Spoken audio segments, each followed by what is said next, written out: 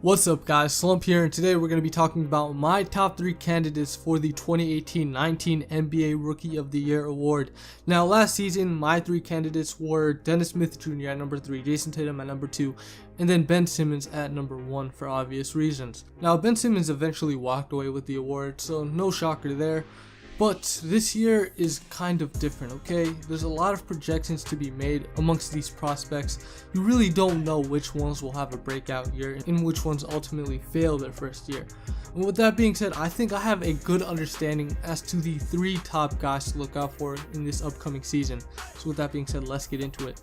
At number 3, we have no other than Trae Young, okay? The man who I conceive as a potential bust does have a legitimate shot at winning Rookie of the Year. When you look at the fundamentals of the Rookie of the Year award, number 1, you look at production, okay? If they're able to put up a lot of stats. Number 2, if they're able to actually be a contributing part of a winning team, potentially even help that team win more games than they did the year before. And number 3, okay, the storyline behind that player, the hype they're receiving throughout the season, if they have any big games, any big performances that stood out, all of that goes into the voters' mind, okay? Keep in mind, these aren't basketball experts. A lot of these guys are just bloggers. I mean, Michelle Beadle has a vote.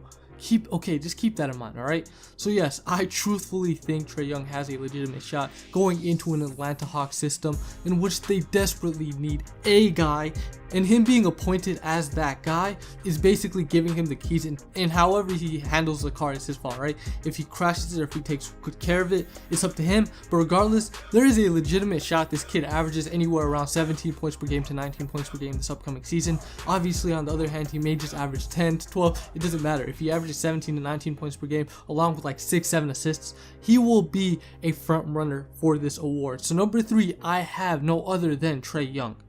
At number 2, we have the Slovenian sensation Luka Doncic of the Dallas Mavericks. Now, I have him number 2 mainly because the Mavericks are most likely going to get DeAndre Jordan. And if they do get DeAndre Jordan, pairing him with Luka Doncic, who's at his best with an athletic rim runner, man, I think this team has a legitimate shot at making the playoffs. And even if they barely miss the playoffs and are like the 13th, 14th pick in the lottery, there is a legitimate shot this kid wins Rookie of the Year, okay? Especially if he has some average production numbers. Like average, I'm talking about like 15.2 points per game and like 6.8 assists per game. This kid should definitely be in consideration for the award if he's able to even somehow transform this Dallas Mavericks team and give them an identity. And with that being said, I think it's without a doubt that Luka Doncic at least gets to become a Rookie of the Year finalist. Like, I'm 99% sure he will be a top 3 vote getter for this award. So yeah, number 2, Luka Doncic. And number 1, without a doubt, is Marvin Bagley. If you held a gun to my head and asked me to choose who wins Rookie of the Year next year, it'd 1000% be Marvin Bagley. I mean, the Sacramento Kings, I said if they picked Jason Tatum last year, I said Jason Tatum would win Rookie of the Year, and that still stands true till this day. And Marvin Bagley is going into the same system, all right? He's going into the team that lacks an X factor, that really has some guys but not the guy. And I think Marvin Bagley's skill set will translate right away. I can see him being an effective player immediately. The thing is, I'm not sure how much he can help this Sacramento Kings team win. Obviously, they're going to be picking in the top 7 of next year's draft.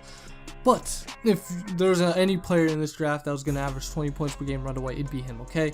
Plus, in their front court, you don't really have a set dominant rebounder, and he can be that guy.